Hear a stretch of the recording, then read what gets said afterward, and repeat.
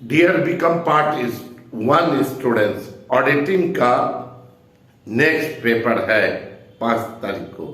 आइए मेरे साथ तैयारी कीजिए। आज जो क्वेश्चन है वो बेहद इंपॉर्टेंट वो क्वेश्चन है, एक कंपनी के अंकेक्षक की योग्यताएं एवं अयोग्यताएं, qualification and disqualification of a company auditor. इसमें लिखना क्या है? लिखना है कि ऐसा कौन सा व्यक्ति, इंडिविजुअल, जिसको कंपनी एक्ट के अनुसार एक ऑडिटर अपॉइंट करने की क्षमता है, यानी जिस आदमी को हम लोग ऑडिटर के रूप में अपॉइंट कर सकते हैं और किसको हम लोग अपॉइंट नहीं कर सकते हैं, अयोग्यताएं।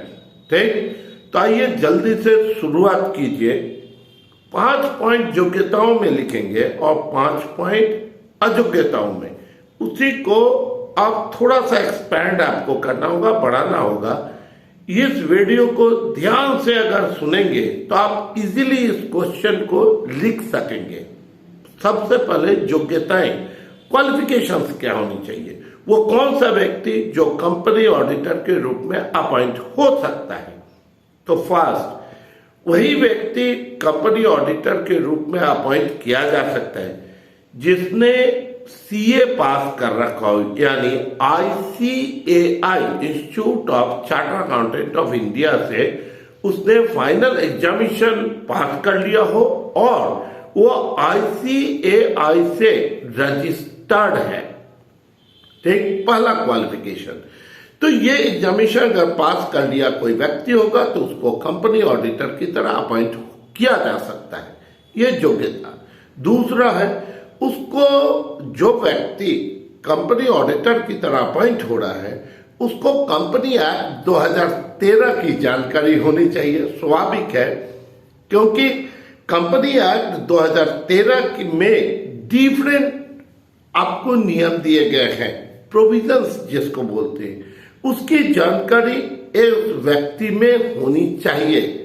थर्ड, जाहिर सी बात है, एक जॉइंट स्टॉक कंपनी को डबल एंट्री सिस्टम के अनुसार अपने बुक ऑफ अकाउंट्स मेंटेन करने होते हैं।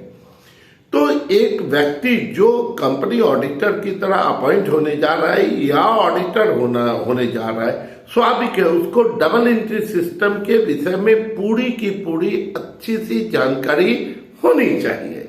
और तीसरा, अंकेक्षण करने के कुछ व्यावहारिक पहलू है, प्रैक्टिकल है ये कंप्लीट। तो ये कुछ तकनीक है, तो अंकेक्षक को तकनीकी जानकारी, वो जब अंकेक्षण करेगा तो वो कौन सी तकनीक को अपनाएगा जिससे अंकेक्षण का कार्य निर्बाध बिना किसी दिक्कत के किया जा सके। तो तकनीकी जानकारी, तो जाहिर सी बात है एक सीए बनने से पहले में उसको प्रैक्टिकल ट्रेनिंग होती है। ठीक, पांचवा, अब देखिए, आप ये जानते हैं कि डिफरेंट टाइप के ऑर्गेनाइजेशन होते हैं, जैसे सोल प्रोप्राइटरशिप, एकाकी व्यापार होता है, साझेदारी होता है, जॉइंट स्टॉक कंपनी होता है, कोऑपरेटिव होता है। इसके अलावा HOF, हिंदू अनडिवाइडेड फैमिली होता है। ये डिफरेंट टाइप के संगठन, ऑर्गेनाइजेशन होते हैं। तो अब जो अंकेक्षक अपॉइंट होने जा रहा है उसकी ये योग्यता होनी चाहिए कि उनको इन टाइप के सभी संगठनों के विषय में पूरी जानकारी होनी चाहिए। जैसे पार्टनरशिप होगा तो पार्टनरशिप डीड होगा, साझेदारी संलेख होगा।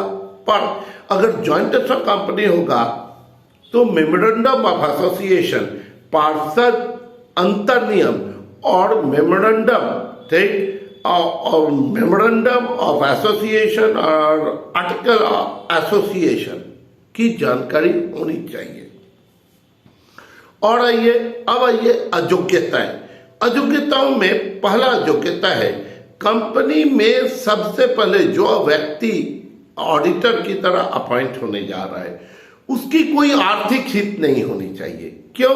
आर्थिक होगा तो उसका थोड़ा नजर क्या होगा, सॉफ्ट होगा कंपनी के प्रति। तो ऐसा नियम बनाया गया है कंपनी अधिनियम में कि वही व्यक्ति कंपनी अधिनियम के अनुसार कंपनी ऑडिटर हो सकता है जिसको उस कंपनी में कोई आर्थिक हित न हो।